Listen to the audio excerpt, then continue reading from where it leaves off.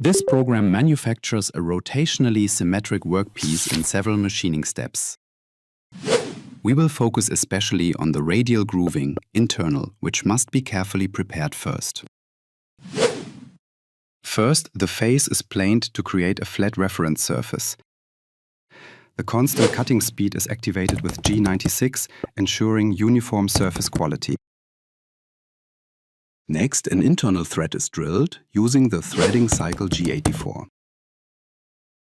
This cycle controls the synchronized rotation and feed of the tool at 1590 RPM to produce a clean thread to a depth of Z71.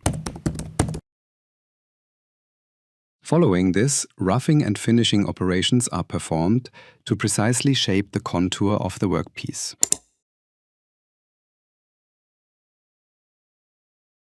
All these steps create the ideal space for the subsequent grooves. The radial groove is performed using cycle G86. This cycle works inside the part essentially the same as outside, but mirrored. This means the tool approaches the workpiece from the inside. Therefore, instead of setting parameter LE to 1 for outside machining, we set LE equals 2 for internal machining.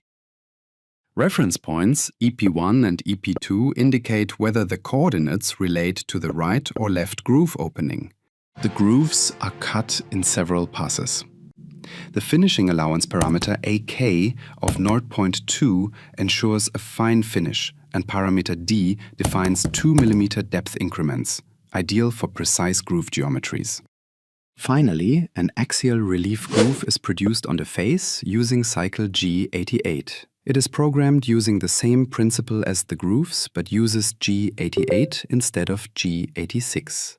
The tool moves along the Z-axis into the workpiece, creating a small relief groove, for example for fitting surfaces or deburring.